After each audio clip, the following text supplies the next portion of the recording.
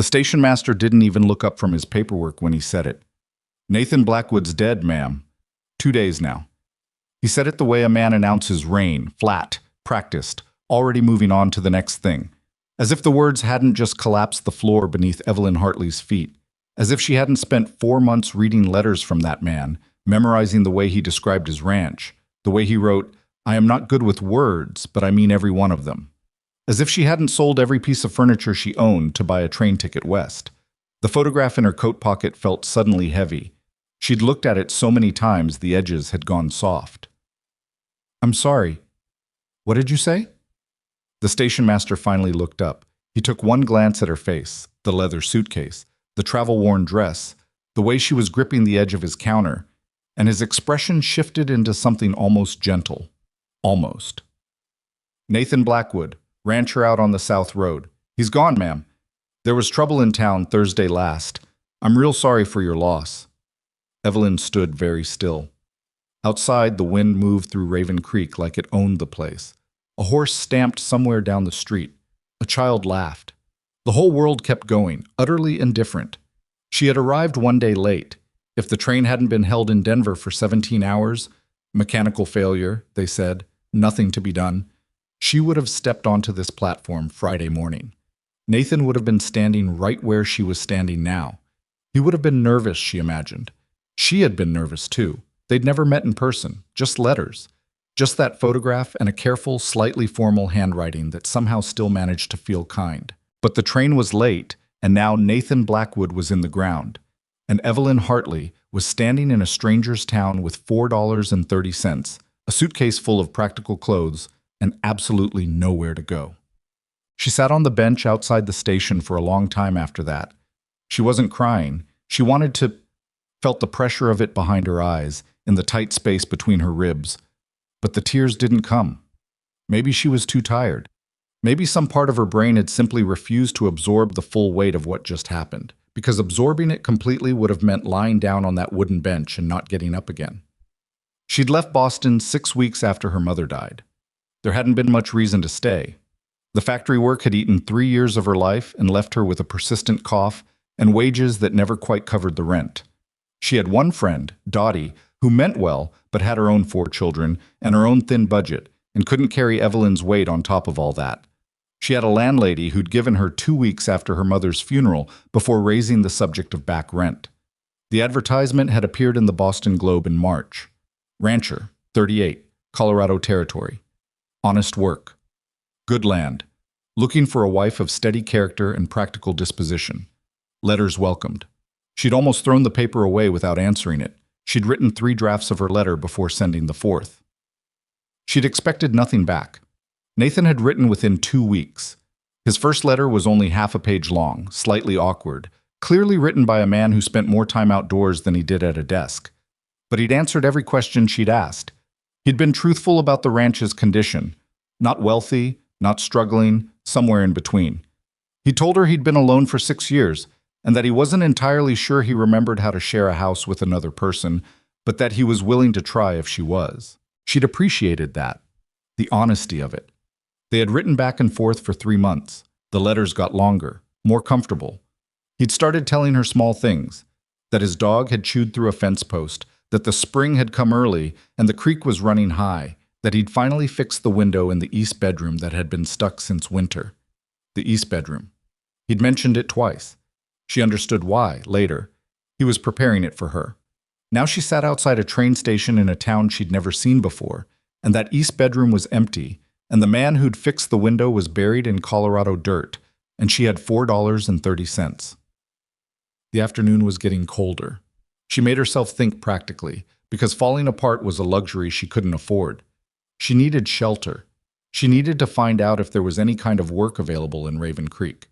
She needed to find out, and this one was harder to think about, whether Nathan had any family who might have claim to his land and property, and what that meant for the situation she now found herself in. She picked up her suitcase and walked back inside to ask the station master if there was a boarding house in town. I was pointing her toward Margaret Maddox's place on Birch Street when the door opened behind her. She heard boots on the wooden floor. Deliberate, unhurried steps. The kind that belonged to someone who didn't need to announce themselves because they'd never particularly worried about what a room thought of them. She turned without meaning to. The man who just walked in was somewhere in his late 30s, tall, not imposingly so, but solidly built, the kind of lean that came from years of actual physical work rather than any conscious effort. He had dark hair that needed cutting and a jaw that was somewhere past a shave. His coat was worn at the elbows. He wasn't looking at her. He was looking at the station master. "Frank, you seen anything come through on the southbound about a land assessment?" "Nothing yet," the station master, Frank apparently, said. "But you got something more pressing." He nodded toward Evelyn. "This is Miss Hartley. She's the woman Nathan was expecting." The man turned. His eyes were gray, or maybe blue, it was hard to tell in the afternoon light, and they moved across her face in a way that wasn't unkind but wasn't soft either. He was taking in information, processing.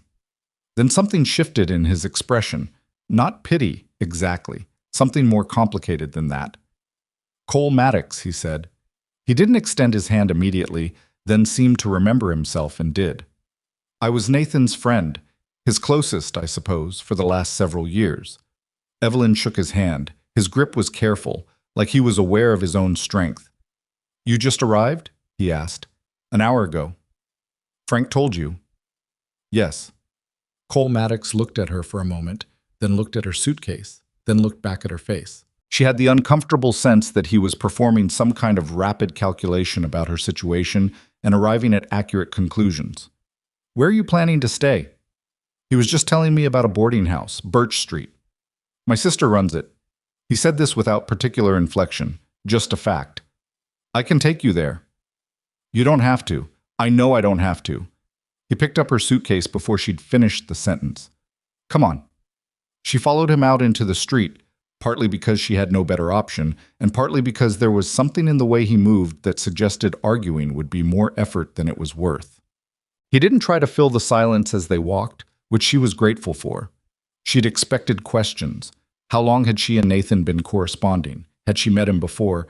What was she planning to do now? All the questions that people asked when they didn't know what else to say. Cole Maddox didn't ask any of them. He carried her suitcase like it weighed nothing and walked at a pace that was brisk but not unkind, and let her have the silence. It was only when they turned onto Birch Street that he spoke.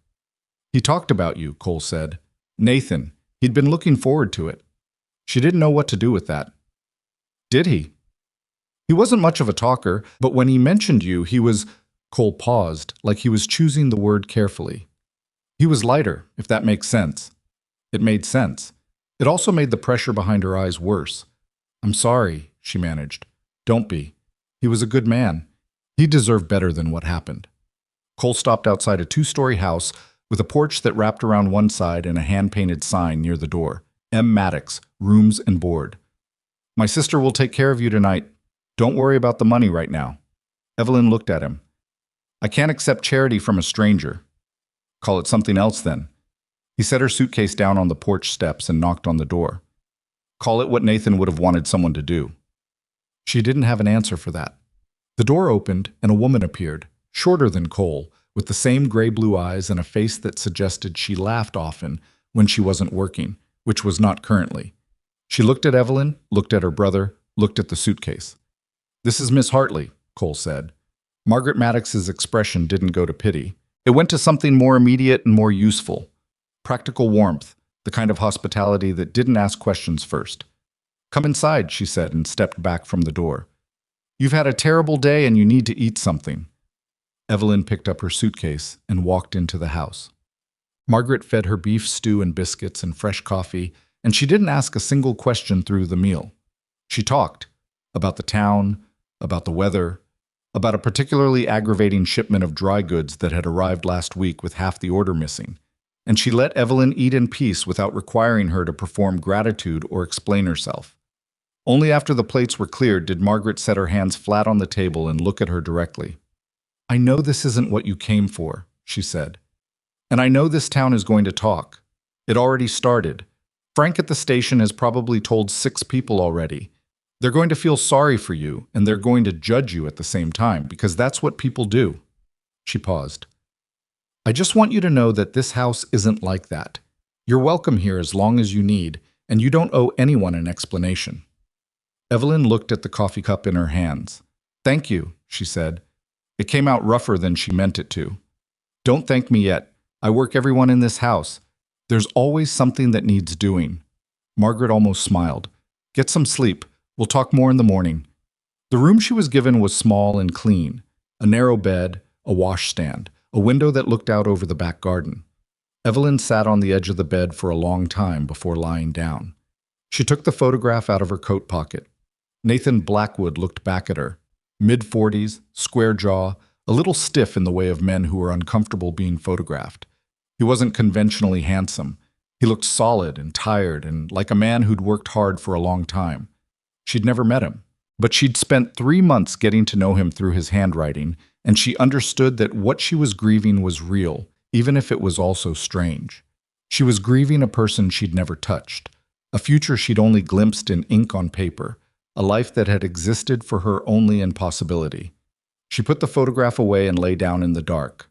She did not sleep for a very long time. The town of Raven Creek made up its mind about Evelyn Hartley within 48 hours. She could feel it the first time she walked to the general store with Margaret. The looks that went just a second too long, the conversations that paused at the wrong moment, the way the hardware merchant's wife smiled at her with her mouth but not her eyes. She heard the word unfortunate twice. She heard poor thing more times than she could count. What she didn't hear but understood was being said out of earshot, was the other kind of talk. The talk that questioned whether she'd known Nathan was dead before she arrived. The talk that wondered what a woman alone traveling west was really after. The talk that said things about desperation and scheming in the same breath as it said things about sympathy. Evelyn had grown up poor in a Boston tenement. She knew exactly what people said about women without options. She held her back straight and her chin level, and she smiled at people when they spoke to her, and she didn't offer explanations.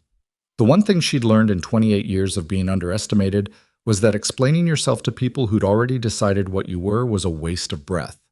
What she did instead was work. She helped Margaret with the boarding house from 6 in the morning until the dinner dishes were done.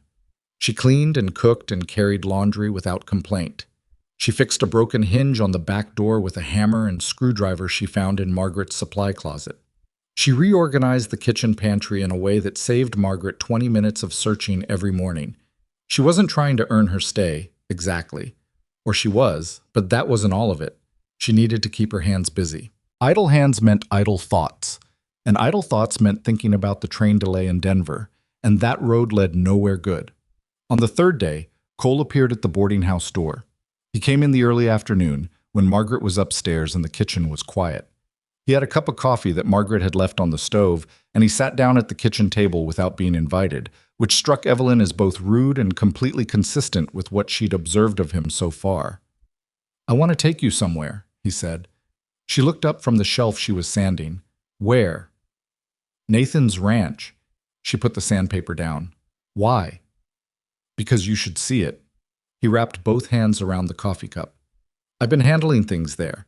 The animals need tending, there are decisions to be made. And you're the closest thing Nathan had to next of kin right now, which isn't saying much legally, but it says something. You came out here for a reason. I think you should see what it was." She thought about the east bedroom, the window he'd fixed. "All right," she said. "It's..." They rode out on horses that Cole had brought, him on a dark bay and her on a steadier mare that didn't seem interested in drama, and the land opened up around them as they left town. She'd been raised in cities, she understood streets and buildings, and the particular density of people living close together. She did not have a vocabulary for the way the Colorado landscape looked at that hour. The afternoon light slanted across the hills in long stripes, the grass moving in the wind, the distance between things so vast it was almost physical. She felt both very small and oddly clear-headed. Nathan's ranch was a modest spread at the end of a rutted track. The house was built of pine logs, solidly made, with a porch that faced east and a barn that had seen better decades but was still sound. There was a kitchen garden that had been planted with spring crops. Someone had started things, then stopped. Cole opened the door and stood back to let her enter first. Inside was tidy. Not the tidiness of a man who cleaned obsessively, but the tidiness of a man who lived simply and kept things in their place. A cast iron stove. A table with two chairs. that she had to look away from for a moment. A shelf of books, more than she'd expected. A braided rug that was starting to fray at the edges. "He started fixing it up when you two started corresponding," Cole said from behind her. "I noticed it. He wouldn't say so directly, but I could see he was thinking about someone else being here." She walked through the small sitting room into the back hallway. There were 2 doors. She pushed open the one on the right. It was the east bedroom. The window, the one he'd mentioned in his letter, was clean and recently repainted at the sill. Someone had put a quilt on the bed. A small braided rug lay on the floor. A little shelf had been put up on one wall, at a height that made sense for someone shorter than Nathan, and it was empty, waiting to hold whatever a person brought with them. He had built this room for her, for someone he'd never met, whose face he'd only seen in a photograph, who he'd been learning to know through paper and ink. He had painted the windowsill and hung the shelf and put a quilt on the bed because he'd been hoping. Evelyn stood in the middle of that room for a long time. She didn't cry. She was done with crying, or close to it. What she felt was something harder than grief. A kind of fierce, aching determination that had been building since she sat down on that bench outside the train station and told herself she needed to think practically. She was not going back to Boston. She wasn't going back to the factory and the thin wages and the landlady and the slow grinding life of someone the world had already decided wasn't worth much. She'd left that behind. She had come all the way out here because she'd believed there was something better waiting. Nathan's death didn't change the geography. The West was still here. The land was still here. She was still here. When she came back out into the hallway, Cole was standing in the kitchen doorway watching her with an unreadable expression. "I'm not leaving," she said. He looked at her for a moment. "I know. I don't know what that means yet. I don't have any claim here, and I'm not trying to take anything that isn't mine. But I'm not going back east." She heard the iron in her own voice and didn't try to soften it. "I need to find work, real work, something with a future in it." Cole set his coffee down on the table, Nathan's table, the one with 2 chairs, and looked at her like he was making a decision. "I might have something," he said, "but we should talk about it back in town." "Tell me now." He almost smiled. It didn't quite reach his eyes, but it was in the neighborhood. "My ranch is called Maddox Ridge," he said. "It's about 4 miles northeast. I run cattle, mostly. I've got 3 hired men and a lot of problems that need someone smarter than me to sort out." He paused. "The accounts are a disaster. The household hasn't had any real management in years. The place is functional, but it's not what it could be, what it should be." Evelyn looked at him steadily. "You're offering me work." "I'm asking if you'd consider it. It's not charity. I'd pay you a fair wage and you'd earn it, probably twice over." He met her eyes without flinching. "I'm not offering you anything else. I want to be clear about that. It's a job, that's all." She appreciated the clarity. She appreciated it enough that she didn't take offense at the need to state it. "I'd need to know more," she said, "about the work, what you actually need." "Fair enough." "And I'd need it to be a real arrangement, written down, not something I can be turned out of when it's convenient." Something moved in his expression. Not surprise exactly, more like a kind of recognition. "We can do that," he said. Outside, the light was getting long and golden. The east bedroom was behind her with its clean window and its waiting shelf. Ahead of her was an unknown ranch and an unknown man's offer, and a future that looked nothing like what she'd planned when she stepped onto the westbound train in Boston. Evelyn Hartley picked up her coat from the hook by Nathan's door. "All right," she said, "tell me everything." Cole didn't say much on the ride back to town, and Evelyn didn't push him. She was still turning the offer over in her mind, looking at it from different angles, the way you'd examine something you'd found on the ground. Useful, possibly, but worth inspecting before you picked it up. She had learned, through years of getting burned by situations that looked better than they were, not to say yes to anything until she understood exactly what she was agreeing to. A job at a working ranch, managing accounts, running a household. She could do those things. She knew she could. She'd kept her mother's finances organized through illness and partial income and the kind of arithmetic that left no room for error. She'd managed a boarding house kitchen for Margaret for 3 days and already found 2 places where money was leaking out that didn't need to. Numbers made sense to her in a way that not much else did. They didn't lie. They didn't have moods. They told you exactly where you stood if you were willing to look at them honestly. The question wasn't whether she could do the work. The question was Cole Maddox himself, and whether a man who'd lost his wife and his daughter and was apparently running a 4-mile ranch on sheer stubbornness was someone she could trust to hold up his end of an arrangement.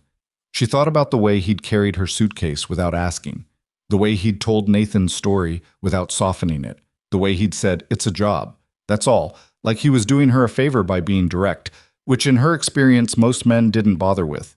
She hadn't decided anything by the time they reached Birch Street. Cole dismounted and handed her mare's reins to a boy who appeared from nowhere, the way boys did around horses. He walked her to Margaret's front door without making a production of it. "Think about it," he said. "No rush. Take a few days." "I don't need a few days." He looked at her. The afternoon had shifted into early evening and the light was going blue-gray around the edges. "All right," he said. "I want to see the ranch first, the actual books, not a description of them. And I want to talk to whoever you've got working there." Something in his expression shifted, not quite respect, but adjacent to it. "I can arrange that. Tomorrow morning, if that works. I'll be here at 7. He left without any ceremony, which she was beginning to understand was just how he moved through the world. Margaret was in the kitchen when Evelyn came through the door, standing at the stove with a spoon in one hand, and the expression of a woman who had questions she was deliberately not asking. She lasted about 4 minutes. "Cole took you out to Nathan's place," she said. It wasn't a question. "He did. And now you look like someone who's made a decision." Margaret pointed the spoon at her. "What did he say to you out there?" Evelyn sat down at the kitchen table. "He offered me work at Maddox Ridge." Margaret was quiet for a moment, which felt significant given that she hadn't been quiet in the 4 minutes previous. "Managing the household," Evelyn continued, "and the accounts." "The accounts." Margaret turned back to the stove. "Lord, those accounts. I've been telling him for 2 years that ranch is hemorrhaging money in places he can't even see because he won't sit still long enough to look at a ledger."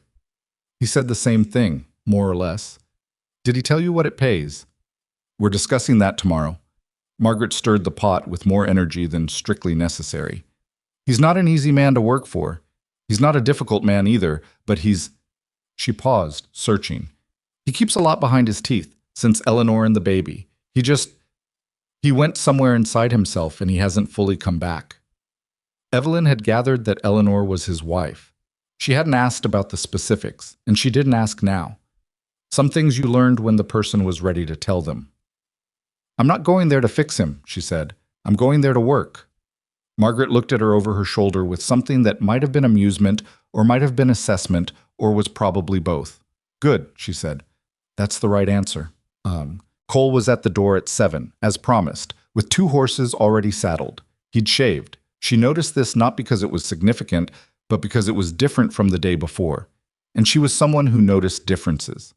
He handed her the same steady mare from yesterday without comment, and they rode out of town in the early morning quiet, while Raven Creek was still pulling itself awake. Maddox Ridge came into view after about 40 minutes of riding northeast, and the first thing Evelyn noticed was the land. Good land. She could see that even without knowing much about cattle ranching, rolling grassland that caught the morning light and held it. The creek that gave the station its name ran along the property's eastern edge, full and fast from the spring thaw. The second thing she noticed was how the house looked. It was bigger than Nathan's, like a proper ranch house with 2 chimneys and a covered porch that wrapped the front. And it had clearly been built by someone with an eye for it, built to last. But it wore its years of neglect in visible ways. Paint peeling at the window frames. A gutter pulling away from the roofline on the north side. The front steps solid but dirty. The porch holding a collection of things that had been set down temporarily and then forgotten. A coil of rope, 3 tin buckets, what appeared to be a saddle with a broken cinch. Not a ruin, not even close, but a place where someone had stopped paying attention. Cole unlocked the front door and let her walk in ahead of him. The inside was, well, it was functional. The kitchen had a good stove and decent equipment, and the table was solid. But the curtains in the front room were the wrong weight for the windows and let in no light. The floor hadn't been properly cleaned in a season. The furniture was arranged as if by someone who'd put things down once and never moved them again. And the office, which was a generous word for the small room off the kitchen, that held a desk and 4 years of paperwork, was something that made Evelyn's eye twitch. She stood in the doorway of that room for a long moment without speaking. "Yeah," Cole said from behind her. "This is everything? All the accounts?" "Everything I've got. I know it's fine." She stepped inside and picked up the nearest ledger, which turned out to be from 1873, which was emphatically not the most recent. "I'm going to need a few hours with this." "I figured. I'll show you around the rest of the place first, then leave you to it." The tour took the better part of an hour. He had 3 working hands: a quiet older man named Silas, a younger one called Pete, who seemed to be perpetually mid-thought, and a third named Roy, who looked at Evelyn with the polite bafflement of a man who had never considered the possibility of a woman at a ranch desk and was not sure how he felt about it. The cattle were in good shape. The barn was sound. The fencing on the north pasture needed work, and Cole knew it. The horses were well kept, which told her something about him. A man who let his house go but kept his horses right had a particular kind of conscience. She asked about feed costs and labor, and what the cattle typically brought at market. Cole answered everything directly and without embellishment, and she noticed he didn't soften any of the numbers or try to make things sound better than they were. "One more question," she said, when they were standing back in the ranch yard. "Go ahead. Who was managing the money before?" A pause. "I was." She looked at the office window, which was dusty on the outside and stacked with papers on the inside. "All right," she said, "let me look at the books." She spent 4 hours in that office. Cole left her to it, which was the right call. She'd have sent him out anyway. She made 3 piles on the floor. Things that made sense, things that didn't make sense, and things that she'd need additional documentation to understand. The first pile was the smallest. The second and third were larger than they should have been for a ranch this size. What she found, working backward through 4 years of ledgers, with the systematic patience of someone who had once spent an entire winter sorting her mother's medical bills, was a picture of a business that was functional, mostly by accident. Money coming in from cattle sales, money going out to the hired hands and the feed supplier and the equipment repair, and somewhere in the middle, a set of payments that didn't quite add up. Not fraud, not obviously, but something. There was a supplier in the accounts named Greer and Associates, listed as providing equipment parts.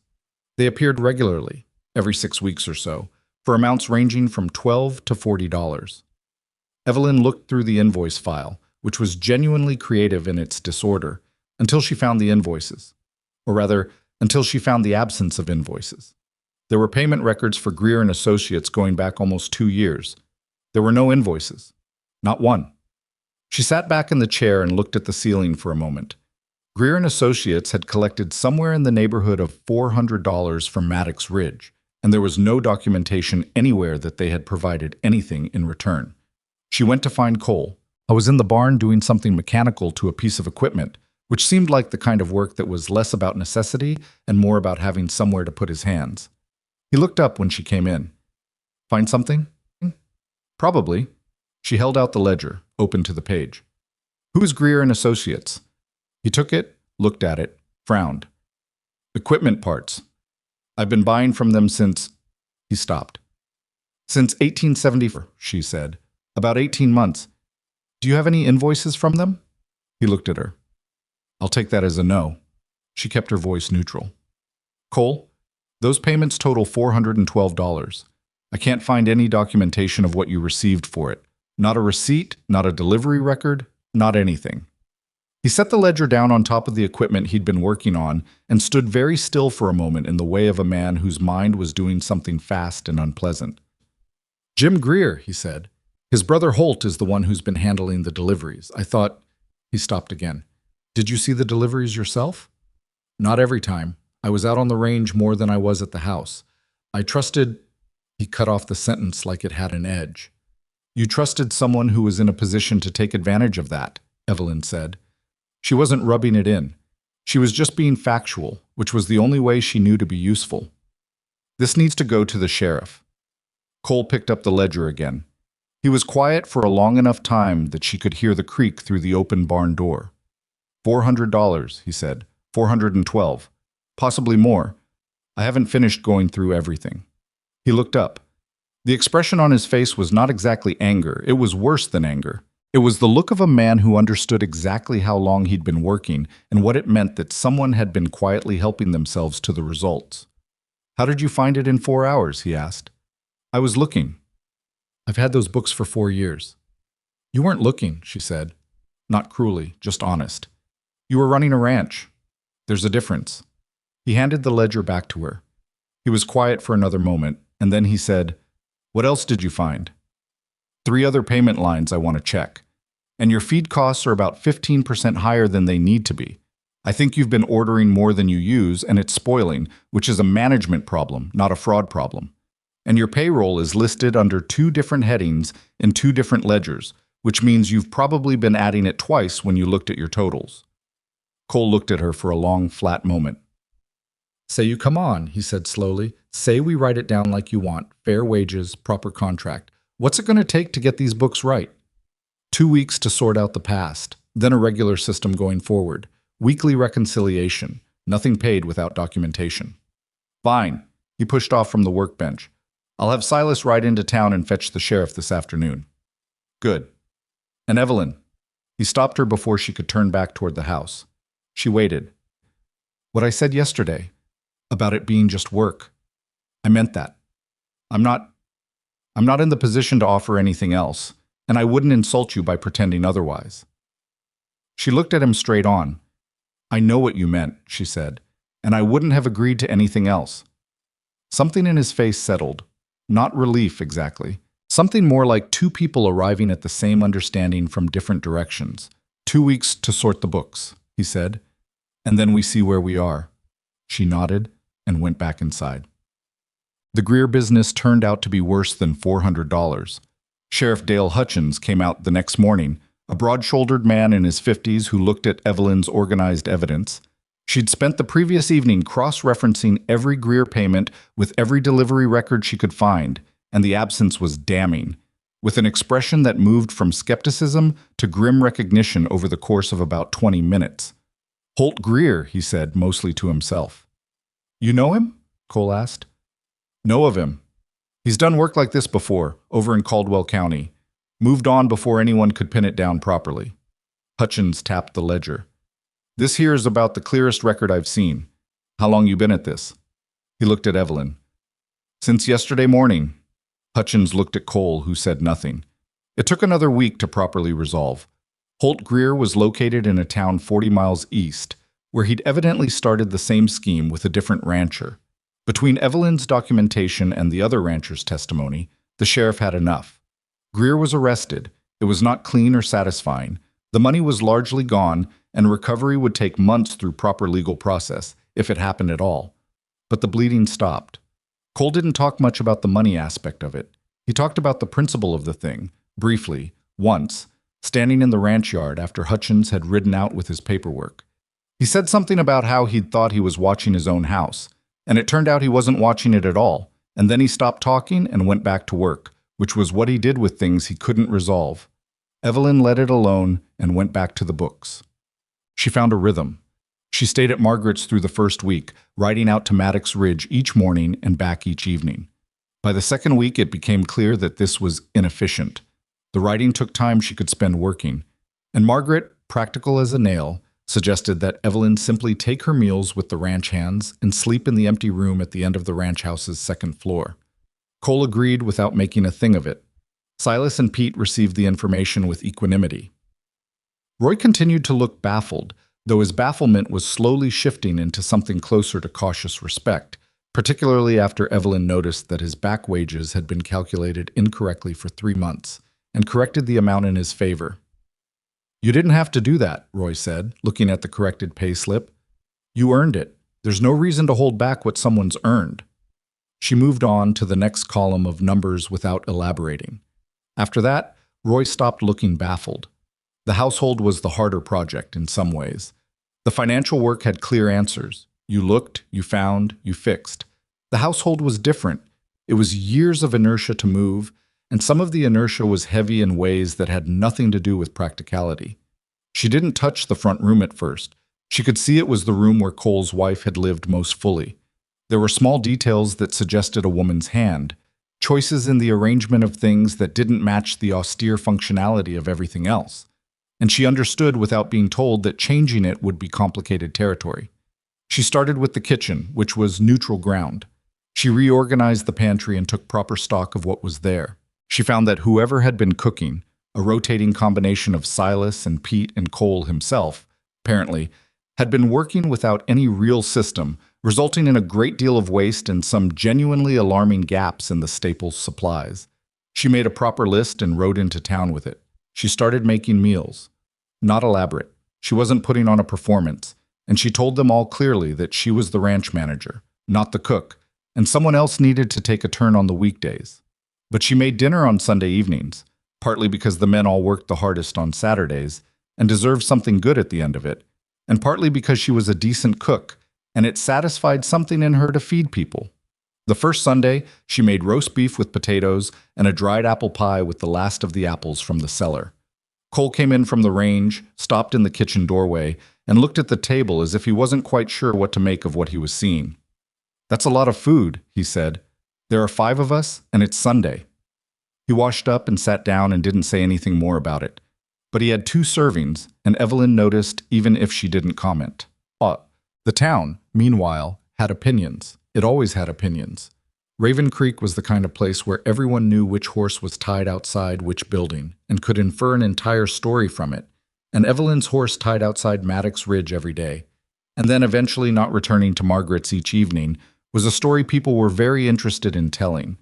She first became aware of the specific shape the gossip was taking about 3 weeks into the arrangement when she went into the general store for supplies and found Mrs. Clara Hatch and Mrs. Grace Polly in the dry goods aisle, who stopped talking at a volume that made their previous conversation quite audible, even as they pretended to have been discussing thread colors. What she had definitely not heard was anything about Cole Maddox having a woman living in that house, and not even a month after poor Nathan Blackwood, and she came all this way looking for a husband, and it seems she found one quick enough. Evelyn bought her supplies and said good morning to both women with a pleasantness that she wore like armor, and went back to her horse. She was angry. She was not going to pretend she wasn't angry, but anger about gossip was like being angry at weather. It happened, and you could stand in it and rail, or you could put your coat on and keep moving. She kept moving. What she couldn't quite ignore was Vivian Carlyle. She'd seen Vivian around town before. Hard to miss, actually. Vivian Carlyle was the widow of Douglas Carlyle, who'd owned the largest lumber operation in the county before he died 3 years prior, and left Vivian with a substantial property, a handsome house on the main street, and what appeared to be a strongly developed sense of her own position in Raven Creek society. She was not unattractive, dark-haired, well-dressed, the kind of woman who knew exactly where the light was best and positioned herself accordingly. She also, it became clear, had a particular interest in Cole Maddox. Whether it had ever been mutual, Evelyn genuinely didn't know and hadn't asked. But she noticed the way Vivian looked at her at the church social that Margaret dragged her to in her 3rd week, not with jealousy exactly, which would have been at least honest, but with a kind of cool measuring assessment that felt like someone calculating the dimensions of an obstacle. Vivian had approached her directly. This was not what Evelyn had expected. "Miss Hartley." She'd smiled, and her smile was quite accomplished.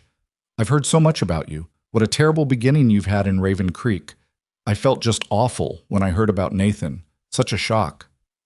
"Thank you," Evelyn said. "It was difficult." "And now you're working for Cole," said with light, pleasant inflection, like the subject of the weather. "That's very practical of you." "I manage the ranch accounts," Evelyn said. "It's straightforward work." "Of course it is." Vivian tilted her head slightly. "Although I do wonder, and forgive me, this is entirely meant kindly, whether you've thought about how it must look. A young woman living alone at a bachelor's ranch." Another accomplished smile. "People will talk. They already are, I'm afraid. And Cole has a reputation to consider." Evelyn looked at her for a moment. "Does he know you're worried about his reputation?" she asked. Vivian blinked, just slightly. "Because I think that's a conversation to have with him," Evelyn continued pleasantly. "If you're concerned, I'm sure he'd be interested to hear your thoughts." She excused herself and went to find Margaret's terrible coffee, which was considerably more appealing than the rest of that conversation. She told Margaret about it afterward, without embellishment, and Margaret made a sound between a snort and a laugh. Vivian Carlyle has been angling for Cole since Eleanor died, she said.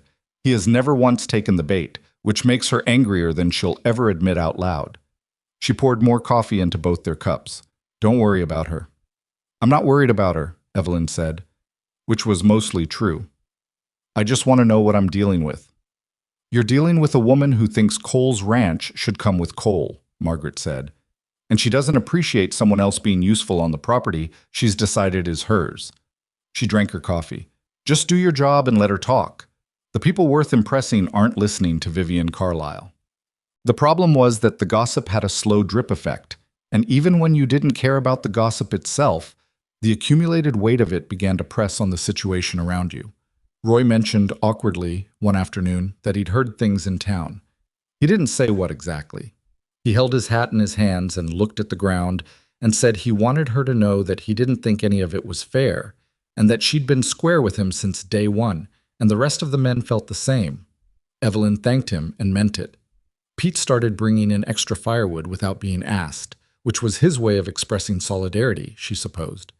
Even Silas, who was a man of perhaps 40 words a day, a budget he managed carefully, looked at her one evening over the dinner table and said, "You're good for this place, Miss Hartley. Don't let the town run you off."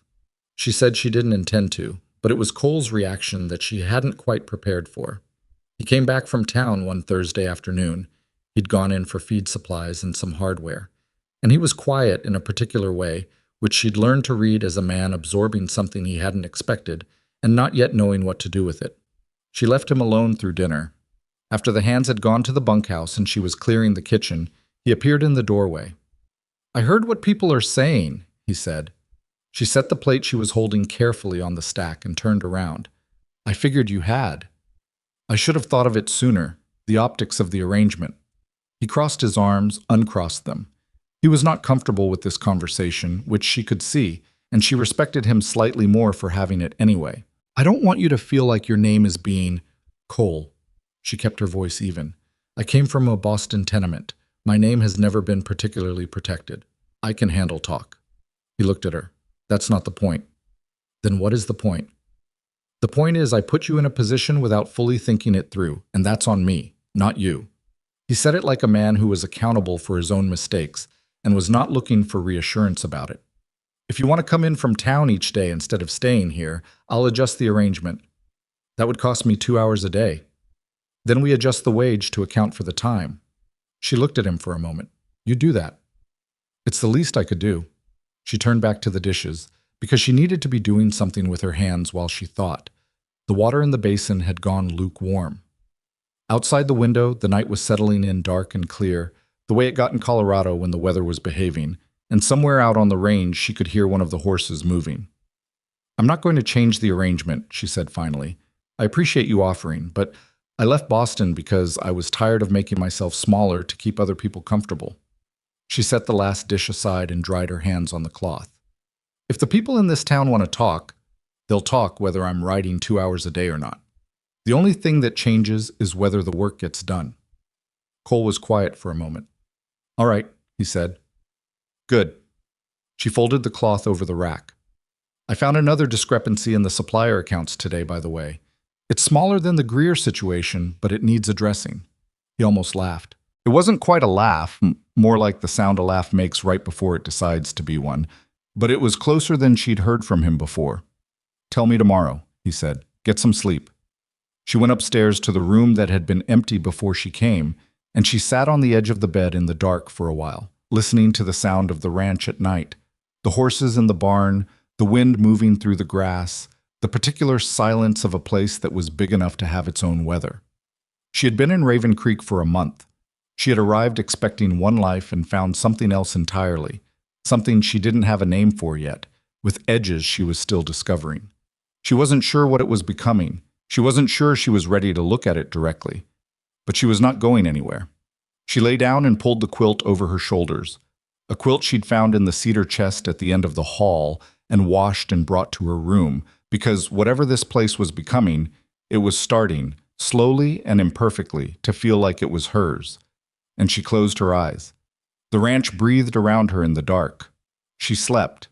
The discrepancy she'd mentioned to Cole that Thursday evening turned out to be $23, which was not a catastrophic amount but was the kind of thing that bothered her precisely because of its smallness. Large theft was brazen. Small, regular theft was patient, and patient was worse. The supplier this time was a man named Carl Briggs, who ran a harness repair operation 2 towns over and had been billing Maddox Ridge for work that was completed, as far as Evelyn could determine, at approximately 60 cents on the dollar. Real work done, real materials used, but quantities inflated just enough that a man who wasn't watching closely would never catch it. The kind of scheme that required an intimate understanding of how inattentive the customer was. She laid it out for Cole on a Friday morning at the kitchen table before the hands came in for breakfast, because that was the window when he was still enough to actually sit and look at paperwork. He looked at the numbers for a long time without speaking. "Briggs has been doing our harness work for 3 years, he said finally. "I know. He was a friend of my father's." "I know that too. Margaret mentioned it." She kept her voice even. "It doesn't change the numbers." Cole rubbed the side of his jaw, a gesture she'd come to recognize as his version of processing something uncomfortable. "No," he said, "it doesn't." He looked up. "What do you want to do about it?" "That's your call. It's your ranch and your relationship with the man." She folded her hands on the table. "But I'd suggest confronting him directly before you go to the sheriff. Give him the chance to make it right. If he does, you've got your money and kept the peace. If he doesn't, you've got even better evidence for Hutchins." Cole considered this. "You've done this before," he said. Not quite a question. "Not with ranches." She picked up her coffee cup. "My mother owed money to a lot of people when she got sick. I spent 2 years talking to creditors, negotiating terms, figuring out who was honest and who was taking advantage of the situation. You learn to tell the difference." He looked at her in that particular way he had, not intrusive, but thorough, like he was adding information to something he'd been building for a while. "I didn't know that." "You didn't ask." "No," he said. "I suppose I didn't." He went to see Briggs the following week. She didn't go with him. It wasn't her place, and she understood the difference between her job and his judgment. He came back with a bank draft for $19, which was what they'd agreed was owed after some discussion, and an expression on his face that she couldn't fully read, but that contained, underneath whatever he felt about Briggs specifically, a kind of settled resolve she hadn't seen in him before, like he was closing a door that had been left open by accident for too long. "He said he didn't think I'd notice," Cole told her, standing in the kitchen doorway with his coat still on. "They never do," she said. He was quiet for a moment. "I'm starting to think nobody noticed much of anything around here for a long time." She didn't answer that because it wasn't really a question, and it wasn't really directed at her. It was the kind of thing a man said when he was reckoning with something about himself, and the best thing you could do in that moment was not get in the way of it. By the end of the 2nd month, the accounts were clean. Not perfect. She wouldn't have called them perfect, because perfect was a word she distrusted, but organized, reconciled, and functioning according to a system that could be followed by someone other than her, which was her actual goal. She'd written out the procedures in a ledger she kept specifically for that purpose, detailed enough that Silas or Pete could maintain the basics if something happened to her. She noticed Cole watching her write in it one evening, leaning against the doorframe of the office with his arms crossed, and an expression she was getting better at reading. He'd developed a habit of appearing in doorways. She thought it was because he wasn't sure, in those moments, whether he was interrupting something, so he positioned himself where he could be either there or not there, depending on how things landed.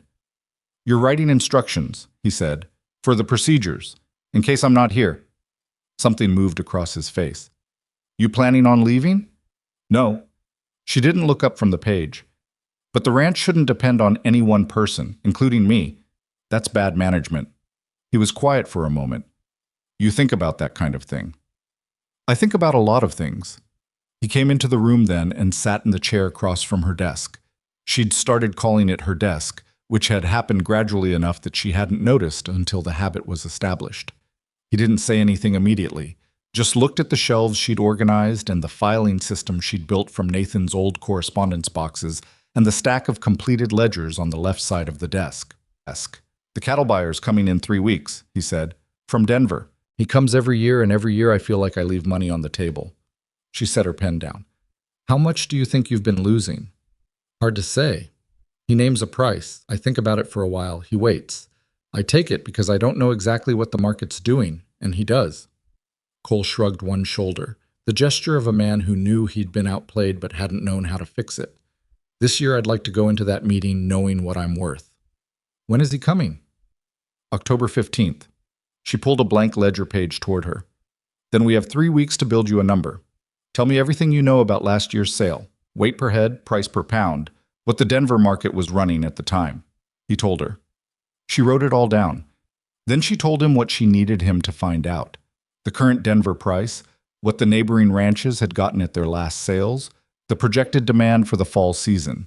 And he looked at her with something that was 2 parts respect and 1 part something harder to name. You're going to argue the price for me, he said.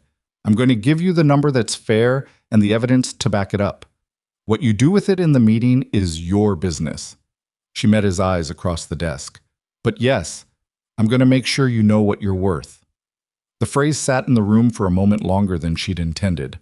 Cole cleared his throat and looked at the ledger page. Right, he said. I'll find out what Henderson got for his herd in August. She fell off a horse 3 days later. This was not part of any plan, and she would have preferred to keep it private. But privacy was not easy to come by on a working ranch.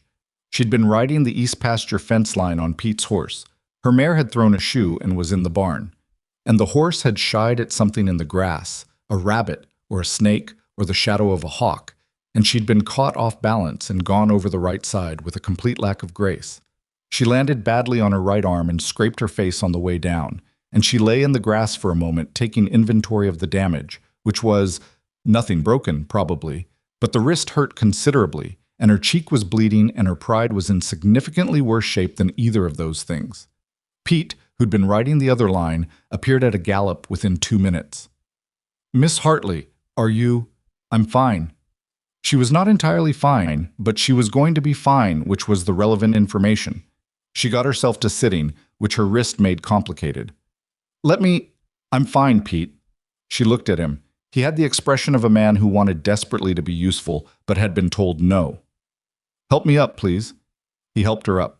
She remounted, left-handed, which was undignified but manageable, and they rode back to the ranch at a pace that was more cautious than she would have preferred. Cole was in the yard when they came in. He took one look at her face and crossed the distance between them in about 4 strides, which was faster than she'd seen him move for anything other than work. He reached up to help her down and she let him, because the wrist was making dismounting complicated. How bad? He asked. I was looking at her cheek, which she imagined was fairly spectacular at this point. The wrist might need wrapping. The face is just ugly. She looked down at his hands, which were still on her arms, steadying her. He seemed to become aware of this at the same moment and stepped back. Sit down, he said. I have the payroll to finish. Evelyn. His voice had an edge she hadn't heard before. Not anger, something else. Sit down. She sat down on the porch steps. He brought the first aid kit from the kitchen. She'd reorganized it 2 weeks ago, so he actually knew where it was now, which she noted with the part of her brain that never fully stopped managing things. He wrapped her wrist with the efficiency of a man who'd treated his own injuries too many times to be squeamish about it, and he cleaned the scrape on her cheek with something that stung and that she refused to react to, and he did all of this without speaking until he was done. You've done this before, he said, which was the same thing he'd said about the creditor situation, and meant the same thing, that he was adding a piece of information and wanted her to know he'd received it. Fallen off a horse? Taking care of yourself when you're hurt without making a noise about it. She looked at the wrapped wrist. It seemed like the practical approach. He sat back on his heels, looking at her with an expression she didn't quite have a category for. You know, he said, most people, when they're hurting, they let it show. At least a little. Most people haven't needed to learn better. He looked at her for a long moment. The payroll can wait until tomorrow, he said, and went back inside. She sat on the porch steps for a while longer, listening to the ranch sound like itself around her, the familiar rhythm of it that she'd learned over 2 months until she could tell, from the quality of quiet in the barn, whether the horses were settled or restless. The wrist throbbed. The cheek was tight where the scrape was drying. She thought about the way he'd crossed the yard, the 4 strides. Then she picked up the practical thought and put it on top of the other one, and went inside to start dinner. The cattle buyer arrived on October 14th, a day early, which struck Evelyn as a negotiating tactic, even before she met him. His name was Franklin Dow, and he was a compact, well-dressed man in his early 50s who had the practiced ease of someone who spent his life in other people's spaces and had learned to make all of them feel like his. He shook Cole's hand, looked at the ranch with the assessing eye of a man calculating square footage, and when he was introduced to Evelyn, Cole said, "This is Miss Hartley. She manages the ranch accounts with the straightforward simplicity of someone stating a fact." Dow smiled pleasantly and looked directly past her to ask Cole a question about the herd. She noted this without reacting to it. Over dinner that evening, she'd made a proper roast because it was a business occasion and presentation was information.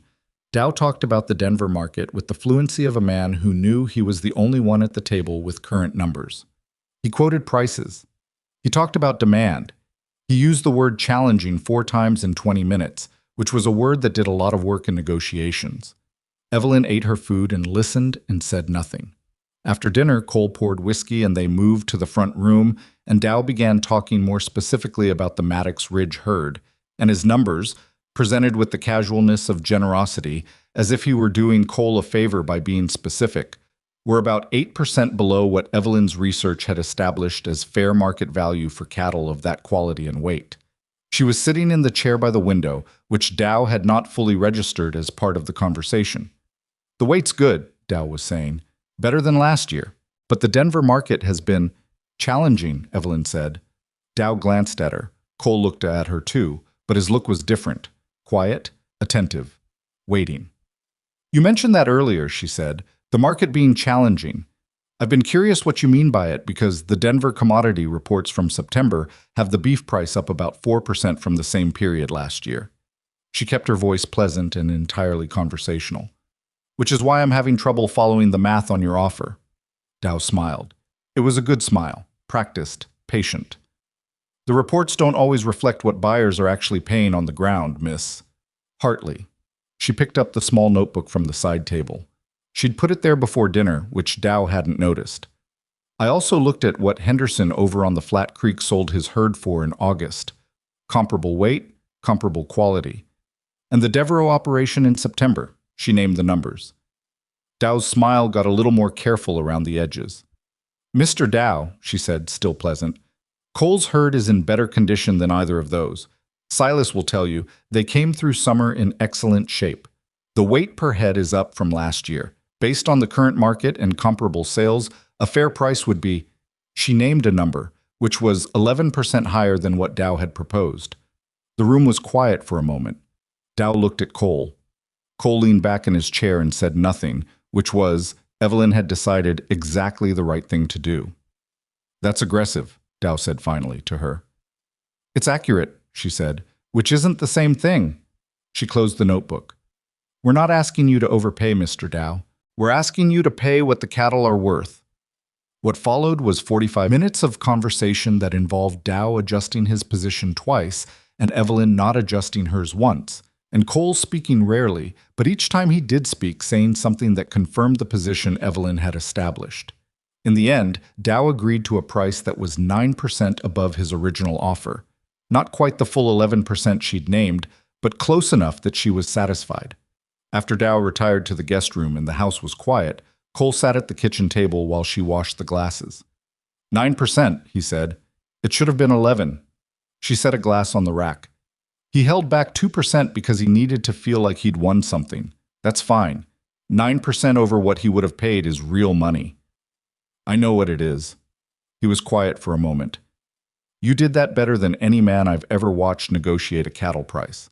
She turned around and looked at him. "Is that meant to be a compliment?" He seemed to realize how it sounded. "Yes. Obviously, yes. I phrased it badly." "You did." But she said it without heat, and she turned back to the glasses. "Thank you for not jumping in." "You didn't need me to." "I know, but some men would have anyway." He was quiet again. The kitchen felt smaller in the late evening. The lamps turned low, the fire banked, the sounds of the ranch outside the window. She was very aware of the particular quality of the silence between them, which had been changing gradually in ways she kept cataloging and then setting aside because she didn't have anywhere useful to put them. "Evelyn," he said. She set the last glass on the rack and turned around. He was looking at the table, not at her, as if he was choosing words with more care than usual, which for Cole Maddox, a man who was already careful with words, meant something. "I want you to know that what you've done here," he stopped, started again. "This ranch was going under, and I didn't fully understand that until you came and showed me how far the water had risen. I knew things were wrong. I didn't know how wrong." He looked up. "You saved something I would have lost. I want you to know I understand that." She looked at him for a moment. He meant it. She could see that he meant it. And Cole was not a man who said things he didn't mean, so the words cost him something. "I know you understand it," she said. "You don't owe me a speech." "It's not a speech. It's—" He made a gesture, the kind that meant the words aren't quite doing what I need them to. "I just want to say it plainly. Before it gets—" He stopped again. She waited. "Before what?" she said. He looked at her for another moment, and then he shook his head slightly, like a man deciding not to open a door he'd been standing in front of. "Before I forget to say it," he said. "Good night, Evelyn." He got up and walked out of the kitchen. She stood at the sink for a while, listening to his footsteps on the stairs. The kitchen was warm. The fire popped once in the grate. Outside, the night was doing what October nights in Colorado did, going cold and clear and enormous. She picked up a lamp and went to her room. Vivian Carlisle had been quiet for about 6 weeks, which, as it turned out, was not because she had lost interest, but because she had been organizing herself. Evelyn became aware of this in stages, the way you become aware of weather. First, there were the comments at the dry goods store. Not directed at her. They never were, directly, but placed within hearing. A conversation between Vivian and Clara Hatch about the difficulty of maintaining proper standards on the frontier. And wasn't it a shame when desperation made people forget their station? Vivian's eyes had moved briefly to Evelyn while she spoke, and then away, like a pianist touching a key and lifting her finger. Then there was the situation with the water rights. Maddox Ridge drew water from a tributary of Raven Creek that ran along the ranch's eastern boundary. The same creek Evelyn had noticed on her first day, running fast with the spring thaw. In November, Cole received a letter from a lawyer named Emmett Cross, whose offices were in the county seat, claiming that a portion of the water rights on that tributary were in dispute and that a formal review might be required. Evelyn read the letter 3 times before she showed it to Cole. "This is recent," she said. "Cross filed this 2 weeks ago. The water rights were not in dispute 2 weeks ago." "No," Cole said. "Has anything changed with the land? Any new surveys? Any new filings?" He was quiet in a way that told her he already had a theory about the answer. "Who filed it?" she asked. He turned the letter over to the back page where the complainant was listed.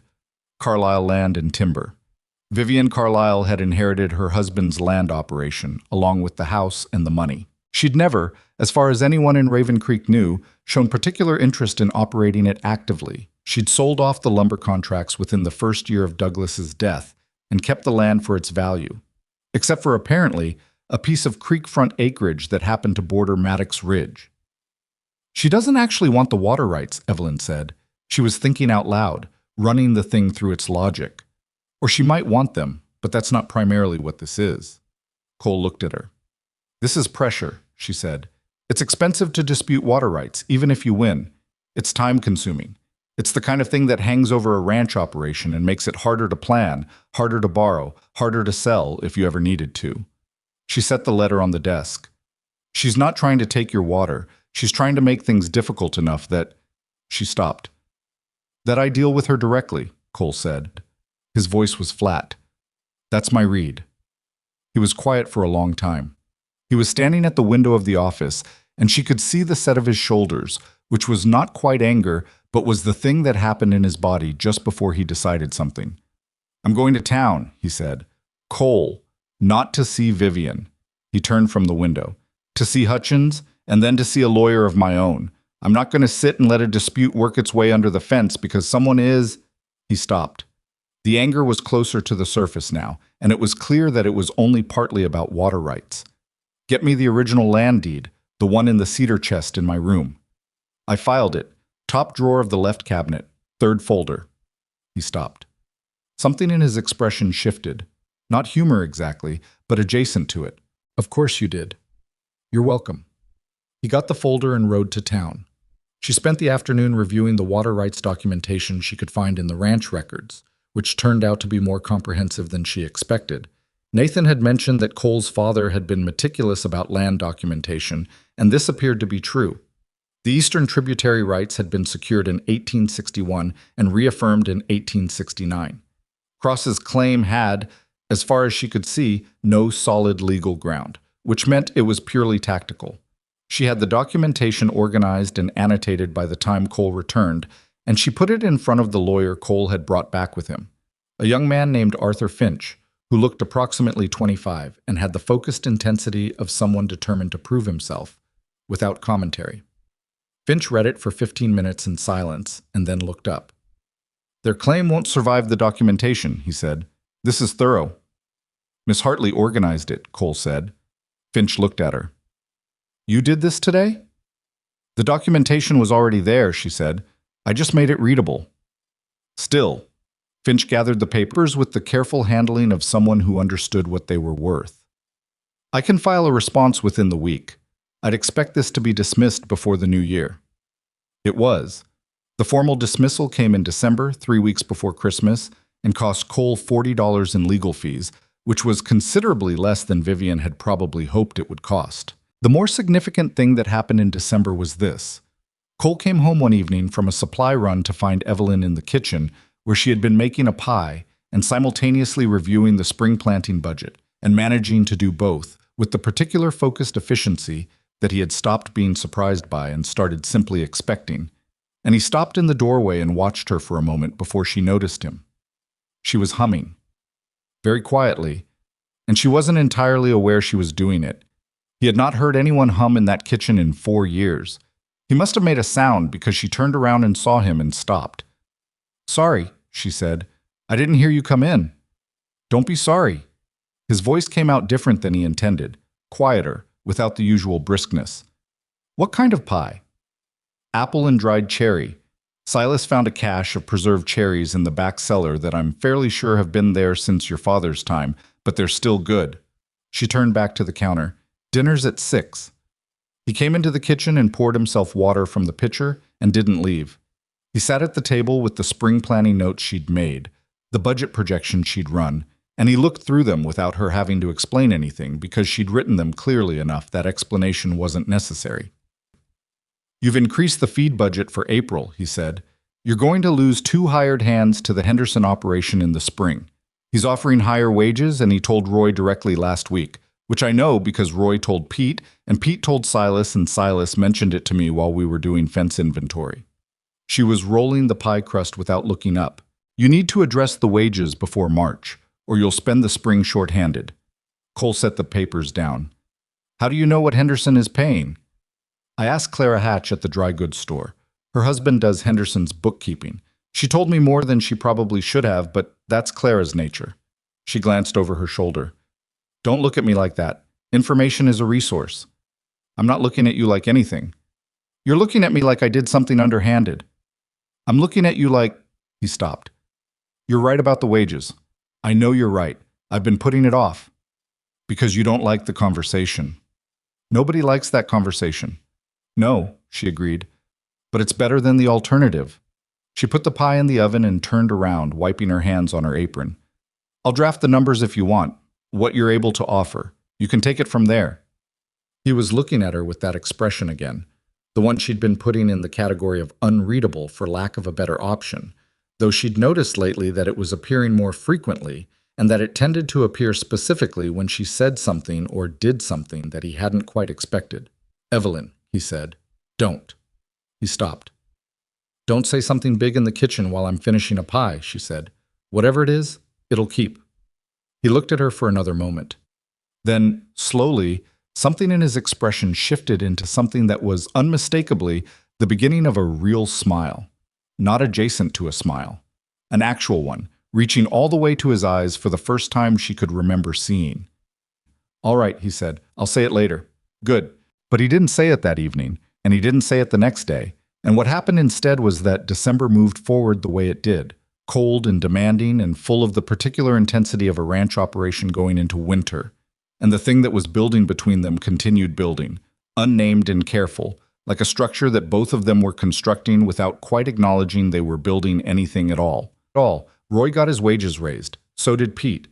Silas declined the increase with the information that he was perfectly satisfied and that money wasn't the thing that kept him at Maddox Ridge anyway, which made Cole look at the floor for a moment in a way that was harder to read than most things.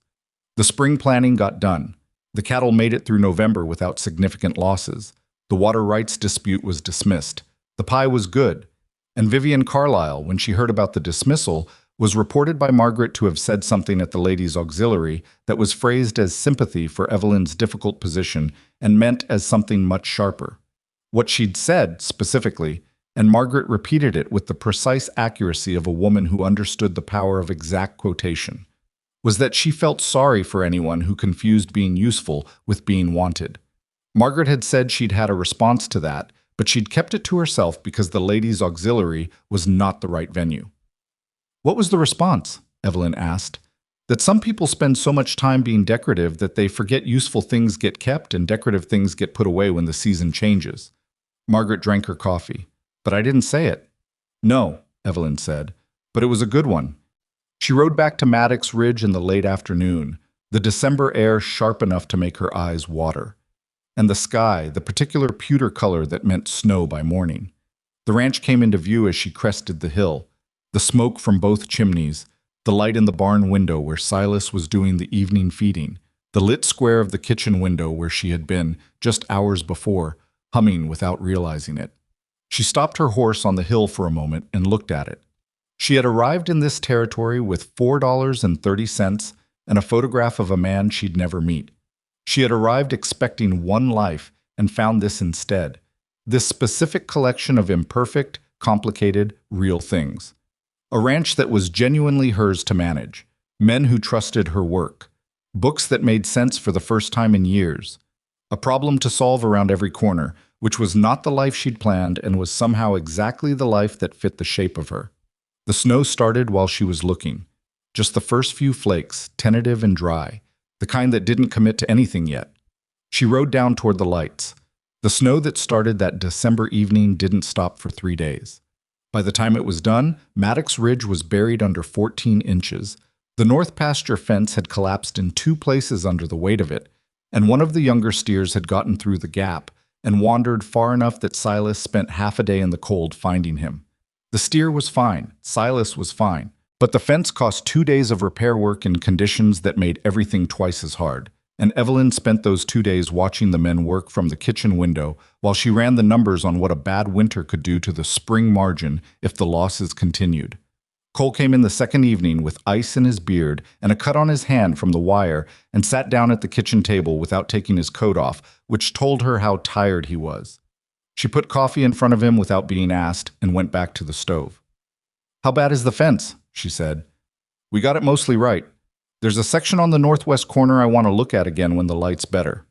He wrapped both hands around the cup. "Pete's knee is giving him trouble again. He won't say so, but I can see it in how he's moving." "I noticed that last week." She turned down the heat under the pot. "There's a doctor in Millhaven who's supposed to be good with joint problems. Margaret mentioned him. It might be worth sending Pete in for a consultation before spring when you'll need him at full capacity." Cole looked at her. "You think of everything." "I think of what I can see," she said. "You'd have noticed the knee too if you weren't also thinking about 14 other things." He drank his coffee. The kitchen was warm and the snow outside the window had gone quiet, and the fire was doing what fires do in winter, making everything inside feel more provisional and more precious at the same time. "My contract with you runs through March," Evelyn said. She said it to the stove. Not to him exactly, but into the room where it needed to be said. Cole set his cup down. "I know," he said. "I want to talk about what happens after that." "So do I." She turned around then because the conversation required that. He was looking at her steadily, the exhaustion of 2 days' fence work still on him, the cut on his hand wrapped in a rag he'd tied himself, his coat still on. He looked like a man who had been managing things on the edge of his capacity for a long time and had recently started to believe that the edge might not be where he had to stay forever. "There are a few options," she said. She heard herself doing it, reaching for the practical framing because it was safer, and she made herself stop. "I don't want to be your employee anymore," she said instead. "I want to be your partner. In the ranch. In the decisions. Properly. Not as a courtesy." Cole was very still. "Not," she started. "I know what you mean," he said. "Do you? You mean you want an equal stake in what's built here? Real authority, not just what I grant you when it's convenient." He paused. "That's what you mean?" "Yes," she said. "That's what I mean." He looked at the table, at his coffee cup, at the fire, the way he looked at things when he was doing the internal work that he didn't narrate for anyone. "Evelyn," he said finally, "if the answer is no, I understand it. The arrangement has been good for both of us, and the answer isn't no." He looked up. "The answer is that I've been trying to find the right way to ask you a different question for about 6 weeks, and I keep coming up short on the words." The kitchen was very quiet. "Then use the wrong words," she said. "I've been managing imperfect accounts for months. I can work with imperfect." He almost smiled, came close. "I don't want a business partner," he said. "I want—" He stopped, tried again. "This ranch has been a place I survived in for 4 years. Since Eleanor. I kept things alive here because it was what I knew how to do, not because I believed there was anything to look forward to." He was watching her face while he spoke, which she understood was costing him something because Cole Maddox did not make himself this available to be read, not to anyone. "You changed that. Not because you fixed the accounts were fixable with or without you, but because you—" Another stop. "You made it feel like somewhere worth coming home to." She didn't say anything. There wasn't anything to say yet. "I'm asking you to stay," he said, "not as a partner in the business. Or not only that. I'm asking you to stay the way you stay when something is yours." He held her gaze. "If that's something you want?" She thought about Boston. She thought about the tenement and the factory and the landlady and Dottie and the particular gray shade of a life that had been slowly running out of future. She thought about the train delayed in Denver, those 17 hours that had felt like the worst luck of her life, and had sent her here instead of to a different version of things. A version where she became someone's wife and managed someone else's household and was grateful to be safe. She thought about Nathan's east bedroom, the shelf he'd put up at her height. She thought about the 4 strides Cole had taken across the yard when she'd fallen off the horse. "I want that," she said. "Yes." Cole exhaled, not dramatically, not like a man who'd been holding his breath, but like a man who'd been carrying something and had just set it down. He stood up from the table, still in his coat, and crossed the kitchen in fewer strides than the yard had required, and he took her face in both hands, carefully, the way he'd shaken her hand that first day, aware of his own strength, and he kissed her. It was not a perfect kiss. His beard was cold from the outside air, and she was still half turned toward the stove, and neither of them had the practice of each other's distances yet. But it was real. It was the kind of real that you remembered not because it was smooth, but because it was the moment a thing stopped being theoretical. She put her hand against his chest and felt him breathing. "Your coat is freezing," she said. "I know." He didn't step back. "Take it off before dinner." He laughed. Actually laughed. The full version, the one she'd been hearing in partial forms for months, and had started to think of as something she was building toward without admitting it. It sounded like something coming back to life. She told Margaret the following Sunday. Margaret listened to the whole thing without interrupting, which was either a sign of deep respect or of a woman who had already seen it coming from a considerable distance and was simply waiting for the confirmation. When Evelyn finished, Margaret drank her coffee. "I've been watching my brother since Eleanor died," she said. "I have watched that man get up every morning and do everything right and feel nothing. 4 years of nothing." She set the cup down. "He hasn't looked the way he looks lately in a long time." "How does he look?" "Like a person." Margaret said it plainly, which sounds simple, but it isn't. Evelyn looked at her coffee. "I'm not replacing Eleanor." "Nobody thinks that. Cole doesn't think that." Margaret's voice was gentle but direct. She was wonderful, and she's gone, and that's a grief that doesn't go away. But grief and living aren't the same conversation. I know. Do you? Because I want to ask you something. Margaret folded her hands on the table. You came here expecting one life, a man you'd corresponded with, a ranch that was going to be a new start. You didn't get any of that.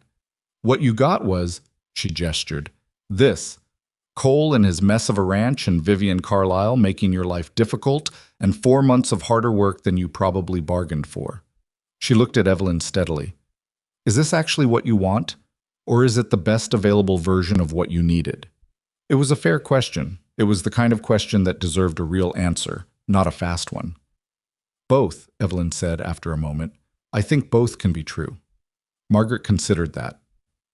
Yes, she said finally. I think they can. What's up? Vivian Carlisle found out the way Vivian always found out things in Raven Creek, which was immediately, through channels she'd spent years cultivating, and with a full understanding of the details before most people had heard the headline. What she did with the information was, in Evelyn's view, entirely predictable, and also more calculated than Evelyn had given her credit for. She did not make a scene. She did not go to Cole directly. She did not say anything at the ladies' auxiliary that could be directly attributed to malice. What she did was begin a quiet, patient, and thoroughly effective campaign to reframe the story of Evelyn Hartley in Raven Creek. The version of the story. Vivian cultivated.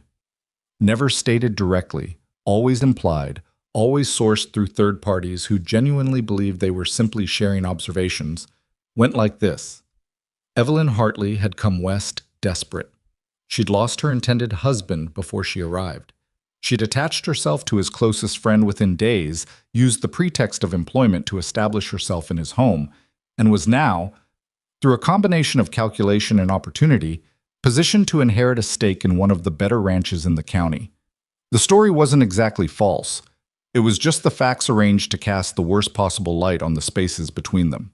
Evelyn heard it back to her in pieces, through Margaret and Roy, and once, uncomfortably, from Pete, who'd heard it at the feed store and reported it with the embarrassed directness of someone who thought she deserved to know. What made it dangerous wasn't that everyone believed it. Most people who knew Evelyn's work at Maddox Ridge didn't believe it, or believed it only partially, which was enough. What made it dangerous was that it gave cover to the people who had always been skeptical, the ones who'd watched a woman from Boston manage accounts and negotiate cattle prices, and straighten out years of financial mess and felt, underneath their polite acknowledgement, some formless discomfort with what she represented. Vivian's version of events gave that discomfort a shape and a justification. Cole heard it. He was not the kind of man who was shielded from town talk. The men who supplied his operation talked. The men he bought equipment from talked. And Sheriff Hutchins, who liked Cole and was not subtle about it, told him directly in January that he'd heard things and thought Cole should be aware. He came home from that particular trip to town and found Evelyn in the office, which was where she usually was at that hour, and he stood in the doorway for a moment before she looked up. She read his face. She'd gotten very good at reading his face. Which part of it? She said. All of it, he said. Hutchins heard most of it secondhand from the grain merchant. He leaned against the doorframe. I'm sorry, this is because of me, because of the arrangement. The arrangement that you offered me. Yes. And that I accepted because it was good work and I needed it. She set her pen down. Cole, I'm not going to let you make this your fault. You offered me a fair job and I did it well and now we're... She gestured between them. Where we are. None of that is something to be sorry for. The talk is affecting you. The talk would affect me whether I'd done anything wrong or not. That's how talk works. She met his eyes. What matters is what the people who actually know us think. The rest is noise. He was quiet for a long moment. I want to address it, he said, directly. Meaning I'd like to go to the next town meeting and... He stopped. Evelyn, I'd like to tell people plainly what you've done here, not to defend you. You don't need defending, but because the story they're telling isn't the true one, and I'd rather the true one was on record. She looked at him carefully. That's not a small thing. No. People will draw their own conclusions about why you're doing it. Let them. His jaw had that set to it. You saved this ranch. You're going to help build something here for a long time. The least I can do is say so in public. She thought about it for a moment. Part of her, The part that had spent years learning to need as little from other people as possible, wanted to say it wasn't necessary, that she was fine, that the talk would die down on its own. But another part of her, the part that was tired of making herself smaller to keep other people comfortable, thought, yes. All right, she said, if that's what you want to do. It's what we should do. She noticed the we. She thought he probably meant it. The town meeting in February was ostensibly about the proposed extension of the main road through to Mill Haven, which had been under discussion for 2 years and gave everyone something to argue about passionately on the grounds of commerce and practicality. The room above the general store was full. It was a cold night, and people were restless after months of winter, which always drove attendance at anything that involved other human beings and a heated space. Evelyn sat with Margaret on the left side of the room. Cole was at the front because he'd been asked by the county committee to speak about the road extension's effect on cattle transport, which he did, clearly, briefly, without posturing. After the formal agenda was done, when people were starting to gather their coats, Cole remained standing. One more thing, he said. The room settled. Cole Maddox requesting more than his allotted time was unusual enough to earn attention on its own. Evelyn made herself look at the wall instead of at him. I want to talk about Maddox Ridge, Cole said, and about Miss Hartley, who's been managing the ranch operation since October. He paused. The room was very quiet. I've heard what's being said. I expect most of you have too. I'm not going to pretend I haven't. Someone coughed. What I want to tell you, Cole continued, is what actually happened, because I think this town deserves the straight version and not the other kind. He didn't look at anyone specific. His eyes moved across the room with the steady neutrality of a man who had nothing to hide and was not apologizing for it. Evelyn Hartley came to Raven Creek in a situation that would have broken most people. She lost a future she'd planned and built her hopes around. She could have gone back east. She didn't. Another pause. She came to work. Real work. She found fraud in my accounts that I'd missed for 2 years and stopped it. She saved me money I'd never have known I was losing. She organized 4 years of chaos into something that actually functions. She negotiated a better cattle price than I've gotten in a decade. She found Pete's wage error and corrected it in his favor before he even knew it was there. She raised Roy and Pete's wages so I didn't lose them to Henderson in the spring. He stopped and let that sit. Maddox Ridge is in better shape today than it's been since before my wife died. That's not an accident, that's her. The room was the particular quiet of people who were listening instead of preparing their responses. I also want to say, Cole said, that I intend to marry her, when she'll have me. I'm saying that here because I want the record to be clear. This isn't something that crept up from opportunity. This is a choice that both of us have made in plain sight, and I won't have it characterized as anything else. Evelyn was looking at the wall. She was also aware that her hands in her lap were very still, which took deliberate effort. Margaret, beside her, made no sound at all, which was the loudest possible form of comment. There was a moment, 3 seconds, maybe 4, where the room processed what it had heard.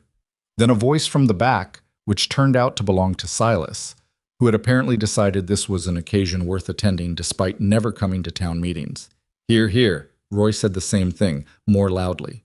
Pete said something slightly different that had the same meaning. The general room noise resumed after that. The particular sound of a crowd shifting from listening to talking.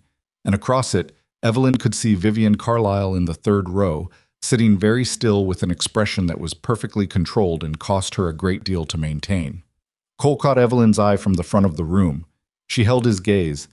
He looked the way Margaret had described him looking lately, like a person, present and decided and there. She nodded once, which was small enough that only he could read it for what it was. He nodded back. He said it again properly 2 days later, which was just the two of them in the kitchen after dinner when the hands had gone out and the house was quiet. No audience, no public record, just the fire and the lamplight and the sound of a Colorado winter outside the walls. I meant what I said, he said. In there. I know you did. I wanted to say it here too, the right way, not in front of 40 people. He was standing on the other side of the table, which he seemed to realize was an unnecessary distance, and he came around it. I'm not easy, he said. I know that. I've spent 4 years being closed off and bad at talking and not particularly good at letting anyone close. I'm going to make mistakes. He stopped. I just want you to know I'm trying. I want to try. With you. She looked at him for a moment. Cole, she said. Yeah. I managed 4 years of fraudulent accounts and a water rights dispute in Vivian Carlisle. She kept her face straight. I think I can handle you. He looked at her for a long beat. Then he laughed. The full version again, the one that had been coming more easily lately, the one that changed the shape of his whole face. He reached across and took her hand carefully, the way he did things he meant. Is that a yes? He said. That's a yes, she said. The weeks that followed were not a honeymoon.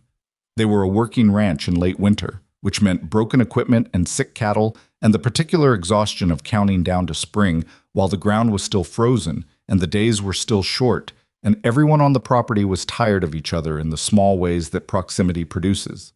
Cole forgot to tell her about a scheduled equipment delivery, and she discovered it when a wagon turned up in the yard at 7 in the morning. She was irritated and said so. He said he'd written it down and couldn't understand how she hadn't seen it. She pointed out that writing it in the margin of a feed receipt was not the same as writing it in the operations calendar she'd established specifically to avoid this problem. He said the calendar wasn't always in an obvious place. She said it was in the same place it had been for 3 months. They were short with each other for about half a day, which felt worse than it should have because of what had changed between them. And then Silas managed to drop an entire saddle on his own foot and require bandaging, and the general drama of the situation absorbed everyone's energy. And by dinner, the equipment delivery argument had been reduced to its actual size, which was small. I'll use the calendar, Cole said, over the stew. Thank you, she said. You could put it somewhere more obvious. It's on the desk where I've always kept it. I know. I'm going to look at it more often. She passed him the bread. That would be helpful. Roy looked at Pete. Pete looked at his stew. Silas ate with the equanimity of a man who had sprained 2 toes and wasn't going to let a marital disagreement compound his evening. In March, a letter came from Boston. It was from Dottie, her old friend, and it was short, the way Dottie always wrote, no fussing around the point. She'd heard that Evelyn was still in Colorado and that things had taken a different turn than expected, and she was glad Evelyn hadn't come back, and she'd prayed for her. Well, she'd sent good thoughts. She knew Evelyn wasn't much for the other, and she asked how it all was. Evelyn wrote back a long letter, longer than she'd intended, longer than Dottie would expect, because once she started writing, she found she had a great deal to say. She wrote about Raven Creek and about Maddox Ridge and about the accounts and the cattle negotiations and the water rights dispute, and she wrote about Cole in the way you write about someone when you're still figuring out how much of what you feel is available for sharing. She wrote, "He is not an easy man, and I am not an easy woman, and somehow that seems to be working in our favor." She sealed the letter and gave it to Pete to post when he made his next town run. 3 days later, something happened that she hadn't anticipated. The letter she'd been half expecting, without admitting to herself that she was expecting it, arrived from Nathan Blackwood's estate. Nathan had died without a will, or so everyone had assumed, but a lawyer in the county seat named Harold Marsh had been in correspondence with a family member of Nathan's in Missouri, and it turned out that Nathan had in fact written a will of sorts. Not a formal legal document, but a witness letter stating his intentions regarding his property. The letter had been drafted approximately 2 weeks before Nathan's death, before any trouble had started. Evelyn sat across from Harold Marsh in his office and listened to him read. Nathan had intended, in the event of his death before the marriage took place, to leave the east parcel of his land, 20 acres, including the house, to the woman I have been corresponding with, Miss Evelyn Hartley of Boston, if she should still be willing to claim it. He'd also left a small amount of cash, $40, with the same instruction. She sat with this for a while after Marsh finished reading. "Is it legal?" she said. "The letter." "It's witnessed," Marsh said, "by 2 men whose signatures I've verified. It's not a formal will in the standard sense, but it represents a clear statement of intent, and in a territory court it would likely be honored, particularly as there are no other claimants with equal standing." She thought about the east bedroom, the windowsill he'd painted, the shelf he'd put up. "I want to think about it," she said. "Of course. There's no rush." She rode back to the ranch and found Cole in the barn doing something purposeful with a bridle, which was what he did when he was thinking. She stood in the barn doorway and told him about the letter. He listened without interrupting. 20 acres, he said when she was done. And the house. She watched his face. It's the south parcel. It borders your east fence line. He looked at the bridle in his hands for a moment. What do you want to do? I want to know what you think. It's Nathan's land. He intended it for you. He set the bridle down. I think you should take it. It would be my land, not the ranch's. I know. If the situation between us changes at any point, Evelyn, his voice was quiet. Take the land. Nathan wanted you to have something of your own. That's not complicated. He met her eyes. Having something of your own isn't a threat to anything. It's the right thing. She looked at him for a moment. He meant it.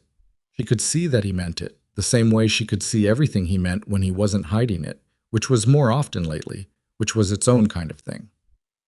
All right, she said. She sent word to Marsh the next morning. The property transferred to her name within the month.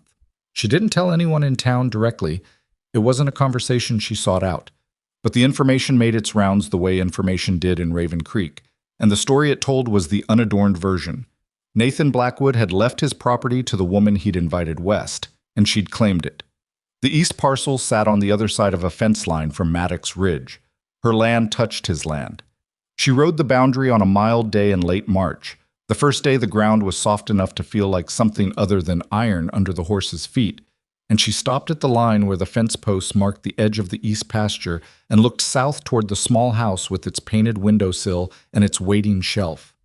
She wasn't sure what she'd do with it yet. Rent it, possibly, once it was in proper repair. Keep it in trust. It was hers to decide. The creek ran along the eastern edge of it, bright and fast with snowmelt. She turned her horse north toward Maddox Ridge, toward the smoke from the two chimneys, toward the work that was waiting and the man who was somewhere in it. Spring was arriving in its imperfect and insistent way, patches of mud next to patches of freeze, buds on the cottonwoods that would take another 2 weeks to do anything, a sky that went from February gray to something approaching blue if you caught it at the right hour. Evelyn rode toward the lights. She had 20 acres she'd never expected, and a future she hadn't planned, and a man who'd said, I'm going to make mistakes, like it was a promise instead of a warning, which was, she had decided, exactly the right kind of honesty for the kind of life she was building. She came down off the hill toward the ranch yard. Cole was standing at the fence near the barn, watching her ride in, and when she was close enough, he reached up and took the mare's bridle. Not because she needed help dismounting, but because it was something he did now, a small daily thing that had become part of the rhythm without either of them deciding it. And he looked up at her with that expression that she'd finally found the right word for. The word was home. How was it? He said. Cold, she said, but good.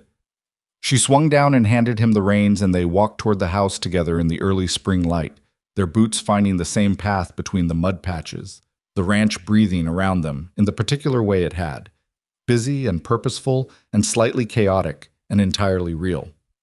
The kitchen window was lit. Someone had started a fire. They married in April on a Saturday, when the mud had dried enough to make the yard presentable and the cottonwoods along the creek had finally committed to their buds. It was not an elaborate wedding. Evelyn had not wanted elaborate, had actively resisted it when Margaret, with the best intentions in the world, had begun sketching out possibilities involving the church hall and a 3-course dinner and approximately everyone in Raven Creek. What Evelyn had wanted was small and real, and what she got was close enough. The judge from Mill Haven who rode in on a Friday and stayed the night, Margaret and Silas and Roy and Pete standing in the ranch yard, and Cole in a clean shirt that he'd had pressed for the occasion and that he kept tugging at the collar of, which was the most human she'd ever seen him look. He said his words steadily, without stumbling, watching her face the entire time. She said hers the same way. When it was done and the judge had signed the papers and Margaret had produced a cake from somewhere that she refused to explain, I made it Thursday. Don't ask me about the eggs. Roy shook Cole's hand with both of his and said something quiet that made Cole look at the ground for a second in the way he did when something landed deeper than he expected. Pete gave Evelyn a wrapped piece of ribbon he'd bought at the dry goods store because he hadn't known what else to give her, and the gesture was so earnest and so Pete that she kept the ribbon for years afterward. Silas said nothing, which was his way, but he'd polished his boots for the occasion, and that said everything. The day was cold and bright and ordinary and entirely theirs. The spring cattle season hit hard and fast, the way it always did, and within 2 weeks of the wedding, they were both too busy to be newlyweds in any romantic sense of the word. The north pasture needed refencing properly. The winter repairs had been functional, but not permanent. 2 of the cows had difficult calvings that cost Silas several nights of sleep, and Cole several mornings of tension. The seed order for the kitchen garden arrived 3 weeks late, and with 2 items missing, which required a strongly worded letter to the supplier that Evelyn wrote, and Cole signed, and that produced eventually the missing items plus a grudging credit. They argued about the kitchen garden, actually. Cole thought it was a reasonable size. Evelyn thought it could be doubled and still be reasonable and would produce enough in late summer to reduce the food costs through winter by a meaningful amount. Cole said doubling it meant more labor they didn't have. She said she'd do the extra labor herself in the mornings. He said that wasn't sustainable on top of everything else she was doing. She said he didn't get to decide what was sustainable for her. They went back and forth on it for 4 days, which was 3.5 days longer than either of them would have liked, and then they settled on expanding it by half, less than she wanted, more than he'd proposed, which was the arithmetic of 2 people who had both learned that winning every argument was not worth what it cost. She planted the expanded garden on a Tuesday in late April and was sore from it for 2 days, which she did not mention. He noticed anyway. He brought her a cup of coffee while she was sitting on the porch steps, stretching her back that Wednesday morning, and he sat down beside her without comment and handed it over. And they sat there in the early quiet before the day got going and watched the light come across the east pasture. "The garden looks good," he said. "It'll look better in August." "You were right about the size." She looked at him sideways. "That cost you something." "A little." He drank his coffee. "Don't make a thing of it." She didn't make a thing of it. She appreciated that he'd said it, which was different from needing to celebrate it. That was, she was learning, the texture of what they were building. Not a smooth surface, but a workable one, with the grain of 2 stubborn, independent people who had both spent long years managing alone and were now learning, imperfectly and without any particular grace, to manage together. In June, a letter came that changed the shape of the summer.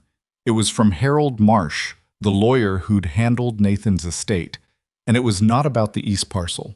It was about a man named William Oates, who had been Nathan Blackwood's business partner in a cattle venture 3 years prior, and who was now claiming that Nathan had owed him money at the time of his death. Money that Oates argued should be recoverable from Nathan's estate, which meant recoverable from the East Parcel, which was now Evelyn's property. She read the letter twice at the kitchen table and then handed it to Cole. He read it once. His jaw tightened in the way that meant he was running calculations and didn't like where they were landing. "How much?" he said. $340. She picked up her coffee. "Which is interesting because I went through Nathan's financial records when we were dealing with his estate, and there's no record of any outstanding debt to a William Oates." Cole looked at her. "There is," she said, "a record of a payment Nathan made to Oates in October of 1875 for the full settlement of their partnership accounts. I have the receipt. I found it in the correspondence box along with everything else and filed it because it seemed like the kind of thing worth keeping." He stared at her. "You filed Nathan Blackwood's correspondence receipts," he said. "I was organizing the estate documentation. It was logical." She set her cup down. "The point is, the debt doesn't exist. Nathan paid it. Oates is either mistaken or he's trying something." "Which do you think?" "I think a man who waits 2 years after a death to surface a debt claim and targets the land that transferred to a woman he's never met is probably not mistaken." Cole was quiet for a moment with the specific quality of quiet that meant he was deciding how angry to be and in which direction. "I want to go see Oates," he said. "I know you do. But you'd rather deal with it legally."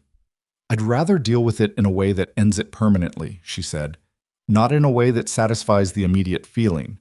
She watched his face. "Marsh can file a response. I have the documentation. Oates doesn't have a case." "That could take months." "Yes." "And the East Parcel is in dispute until it's resolved." "Yes." She folded her hands on the table. "That's the inconvenience of doing it right. I'm familiar with inconvenience." He looked at her for a long moment. Then he exhaled through his nose. The sound of a man standing down from something he wanted to do and knew better than to. "All right," he said. "Write to Marsh." She wrote to Marsh that afternoon. The response was filed within the week. Oates's lawyer, a man in Denver who appeared, based on the correspondence, to have taken the case without fully examining the evidence, reviewed the settlement receipt and within 30 days had advised his client to withdraw the claim. Oates withdrew. The East parcel remained hers. She heard from Marsh that Oates had been attempting similar claims against 2 other estates in the county and had been unsuccessful in both cases, which suggested a pattern she was glad she'd recognized early and met with documentation rather than conversation. Cole, when she told him, said only, "Good." And then, "I'm glad you kept that receipt." "I keep everything," she said. "I know." He said it the way you say something you've come to count on. Yeah. By August, Maddox Ridge had its best cattle sale in 6 years. Franklin Dow came back from Denver. He came every year. The arrangement was consistent regardless of the negotiation. And this time he came having done his own research, which meant the opening conversation was less theatrical and more direct. He named a number that was already within 4% of fair value, which Evelyn took as a form of respect she appreciated more than she'd have appreciated a compliment. They settled on a price in under an hour. Afterward, Dow accepted coffee in the kitchen and looked around the ranch house with the assessing eye he always brought and said, "This place looks different than last year." "It is different," Cole said. "Better different." Dow nodded toward the window, the yard visible through it, the kitchen garden heavy with August production. "You've got a good operation here, Maddox." "We do," Cole said. Dow glanced at Evelyn. She said nothing, which was the right move. Dow was a man who respected demonstrated results more than anyone's claims about them, and the results were sitting right there in the numbers they'd just agreed on. After he left, she updated the ledger with the sale figures and carried the book to the shelf she'd built the system around. The one in the office that had gone from 4 years of chaos to something that actually functioned and would keep functioning, and she stood for a moment with her hand on the shelf. She thought about Boston. She did that less often now, but she still did it. Not with longing, exactly, but with the particular attention you give to something that made you who you are. The factory, the tenement, the arithmetic of survival. The years of proving to rooms full of people who hadn't asked for her opinion that she was worth listening to. She thought about the train, the 17 hours in Denver. People said things about fate. She'd heard it her whole life, the idea that things happened for a reason, that delays and losses were doors pointing you somewhere better. She wasn't sure she believed that. She thought it was too easy, too comfortable, the kind of story people told to make the hard parts feel purposeful in retrospect. The hard parts were just hard. The loss of Nathan was real loss, not a redirect. The years of factory work were genuinely wasted years, not character building in disguise. But something was also true. The person who'd stepped off the train in Raven Creek, worn down and practical and stubborn, and $4.30 from nothing, was exactly the person this situation had required, not a woman arriving to be taken care of. A woman arriving with enough competence and enough desperation and enough fundamental refusal to give up that she'd made something out of what was left. You couldn't plan that. You could only be it when the moment came. In September, Evelyn discovered she was expecting a child. She'd suspected for about 2 weeks before she was sure, and she was sure on a Tuesday morning in the kitchen when the smell of the coffee that she'd been drinking without thought for months made her step back from the stove with a sudden and comprehensive certainty. She told Cole that evening. She said it directly, the way she said most things, sitting at the kitchen table with the supper dishes between them. "I'm going to have a baby. I think March, based on the timing." Cole looked at her across the table. His face did something complicated. She watched it happen, the thing that moved through him when information arrived that was too large to process all at once. His expression shifted through 3 or 4 things she couldn't fully name before it arrived somewhere steadier. He reached across the table and covered her hand with his. He didn't say anything for a moment. She waited because she understood by now that his silences were not absence. "Are you all right?" he said. His voice was quiet. "Yes. A little sick in the mornings, otherwise fine." "You'll see the doctor." "I was planning to." He turned her hand over and held it properly, both of his around it, the way he did things he meant to do completely. "Evelyn," he said.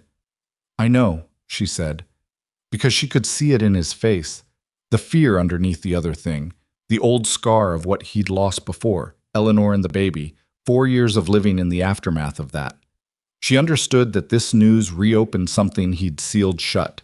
She understood that his hand on hers was doing two things at once, reaching toward the future and steadying himself against what the future could also be. "I know," she said again. "We'll be careful, and we won't borrow trouble before it arrives." He nodded. He held her hand. They sat at the kitchen table for a while without talking, and the fire settled in the grate, and outside the September night was cool and clear, and Maddox Ridge breathed around them with its familiar rhythm. The winter was hard, the way Colorado winters were hard, unapologetically, without interest in anyone's plans or feelings. And Evelyn worked through most of it at a pace that her body only occasionally protested, and that the doctor from Mill Haven, when she saw him in October, said was inadvisable in the specific and inevitable in the general, given the person he was dealing with. She reorganized the winter operations around her energy, which was a different kind of management problem, but not one she found insoluble. She handed more of the daily physical work to Pete and Roy. She concentrated on the accounts, the planning, the correspondence. She drafted the spring budget in December, and it was the most thorough one she'd produced because she knew she'd have less time in April and wanted the framework set before the baby arrived. Cole watched all of this with an expression she'd come to understand as his version of active worry. Not hovering, not helpless, but present in a way that was slightly more alert than usual. He brought in firewood without being asked. He handled the heavier supply runs personally. He appeared in the office doorway more often than strictly necessary, under the thin pretext of checking on things. She let him. This was another thing she'd learned, the difference between not needing help and refusing it. She didn't need to perform self-sufficiency for an audience anymore. The audience she'd spent years performing for was gone. What was here was a man who was afraid of losing another person he loved, and was expressing that fear in firewood, and accepting the firewood was the honest response. She told him this one evening in February, when she was too large to be comfortable in any position, and the patience she normally had in abundance was running thin. She said, "I know you're scared. I am too, but bringing in extra wood every day isn't going to change what happens." He said, "I know. I just need to do something." She said, "Then come sit with me instead. That's more useful." He sat with her. He wasn't really reading, and she brought her account ledger she was also not really working on, and they sat by the fire in the front room. The room she'd avoided changing at first, that had slowly changed anyway, not because she'd erased anything, but because a room fills with whoever lives in it. And the night outside was the deep cold of late February, and inside it was warm. The baby came in March, as she'd calculated, on a Wednesday. It was not an easy labor. She would not have said it was, and there was no point in pretending otherwise. Margaret was there, had insisted on being there with a firmness that Evelyn had been grateful for once the thing was actually happening. The doctor came from town. Cole was sent to the kitchen, where Silas kept him company with coffee and silence, which were the two things Silas had to offer and were, as it turned out, exactly right. The baby was a girl. She was small and red-faced and furious at the world in the way of all newborns, and she had Evelyn's dark hair, and already, at approximately 4 hours old, what Margaret described as a very determined expression. Cole came into the room when they called him. He stood just inside the doorway for a moment, the doorway habit, the one he'd never quite lost, and looked at the bed where Evelyn was propped against the pillows with the baby in her arms. And his face did the thing again, the complicated thing, except this time what it arrived at on the other side was something she'd never quite seen on him before. Open. Completely open. He came and sat on the edge of the bed, and she put the baby in his arms, which he accepted with the careful terror of a man who had not held an infant in a long time, and was relearning the weight of it, and he looked at his daughter for a long time without speaking. "She's angry," he said finally. "She'll have opinions," Evelyn said. "I expect that runs in the family." His mouth curved. He held the baby against his chest, and she stopped crying, which Evelyn filed under things she would remember for the rest of her life. They named her Clara June Maddox, the Clara for the clarity of a Wednesday morning in March, and the June for the month, when the ranch always felt most like itself, full and working and alive. Spring came in behind the birth, the way it always did, indifferent to what had just happened indoors, pressing on with its own business of thaw and mud and new grass and cattle that needed tending regardless of anyone's exhaustion. Evelyn was back at the account books within 3 weeks, which the doctor said was too soon, and which she did anyway, sitting at her desk with Clara in a basket beside her that Cole had built over 2 evenings in the barn with the focused care he brought to things that mattered. The basket had slightly uneven sides. She had not mentioned this. It was fine. It held a baby. That was what it needed to do. The spring planting got done. Roy hired a new hand with experience in fence management, which solved the north pasture problem structurally. The cattle sale in summer was strong again. The east parcel, Nathan's 20 acres, she rented to a young couple from Kansas who wanted to start a small farm and were willing to work the land properly, and the rental income went into a separate account she kept specifically for Clara. Vivian Carlisle left Raven Creek in June. Evelyn heard about it from Margaret, who heard about it from Clara Hatch, and the story, as best anyone understood it, was that Vivian had accepted a proposal from a wealthy man in Denver she'd met through business connections and had relocated there with considerable efficiency and no public drama. Whether she was happy or merely repositioned, no one in Raven Creek knew enough to say. Evelyn did not feel triumphant about this. She thought about it for about an afternoon and then filed it away in the category of things that had resolved themselves by being outlasted rather than defeated. Some conflicts ended in confrontation. Some ended in the simple passage of time and the movement of people to places that suited them better. Vivian Carlisle had wanted something Raven Creek couldn't give her, and she'd gone to find it elsewhere. That was a human enough thing. She turned back to the summer accounts. On a warm evening in August, 2 years after she'd arrived at Raven Creek Station with $4.30 and a photograph of a man she'd never meet, Evelyn stood under the old cottonwood at the eastern edge of the ranch yard and watched Clara sleeping in the basket on the porch while Cole worked at the fence line and the last of the day's light moved across the grass. She was not sentimental by nature. She would have said so about herself without apology. She was practical and organized, and she dealt in what was real rather than what was imagined. Sentiment had always seemed to her the luxury of people who had enough security to afford looking backward. But she allowed herself this moment. She thought about the woman who'd stepped off the train, who'd sat on that bench outside the station with her back straight because sitting bent felt like surrendering to a story she hadn't finished yet, who'd said, "I'm not leaving in Nathan's empty house with the painted windowsill and the shelf waiting," and had meant it as much as she'd ever meant anything.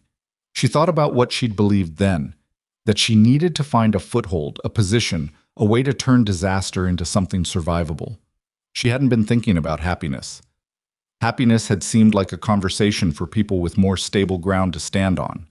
The thing she'd learned, and she'd paid a fair price for the learning, was that stability didn't come first and happiness second. They came together, imperfectly, in the middle of work and argument and bad winters and uneven basket sides and coffee going cold on a desk you meant to get back to. They came in Roy bringing in extra wood because Silas's knee was bad. They came in a man crossing a yard in 4 strides because you'd fallen off a horse. They came in a letter from a dead man who'd put a shelf up at the right height for someone he'd never met because he'd been hoping, and in the recognition that hoping, even when it ends badly, leaves something behind. She hadn't arrived too late. She'd arrived at exactly the moment that built everything that followed. The accounts, and the cattle, and the water rights, and the wedding, and the baby asleep on the porch, and the man at the fence line who looked up just then and found her looking and didn't say anything but raised one hand, the small gesture between people who know each other well enough to communicate in shorthand. She raised her hand back. This was not the life she'd planned.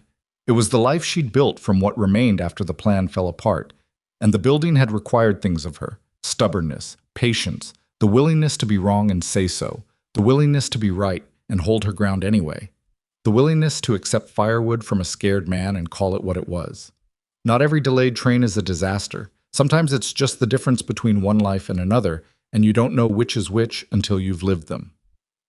She walked back toward the porch, toward the sleeping baby, and the lit kitchen, and the work that would be waiting tomorrow and the day after, and the sound of the creek running full along the eastern boundary of land that was hers, that she'd earned in the most literal sense. Not inherited, not given, not landed in by luck, but earned through the specific application of herself to a set of problems that needed solving. Cole finished at the fence line and walked toward the house, and they reached the porch steps at the same time, which happened sometimes without planning. "Long day," he said. "Good day," she said. He looked at her in the fading light, with the expression she'd finally named correctly and no longer needed to put in any other category. "Yeah," he said. "Good day." Clara woke up on the porch and announced her opinion of the evening with considerable volume, and they both went to see about it, and the ranch went on around them in the warm August dusk, imperfect and alive and entirely real. That was enough. It was more than enough. It was everything she'd actually needed, which was not the same list as everything she'd thought she needed when she bought a ticket west from a city that had run out of room for her. Sometimes the life worth having isn't waiting for you at the end of the line you plan to take. Sometimes it's at the station you didn't expect to stop at, built slowly, imperfectly, by your own two hands, out of what was left after the easy version stopped being available. Evelyn Hartley had crossed a continent looking for a beginning. What she found was something that asked more of her than any beginning, and gave back more than she'd known to ask for. She picked up her daughter in the August evening and held her against her shoulder, and Clara grabbed a fistful of her hair and pulled, which hurt, and was also exactly right.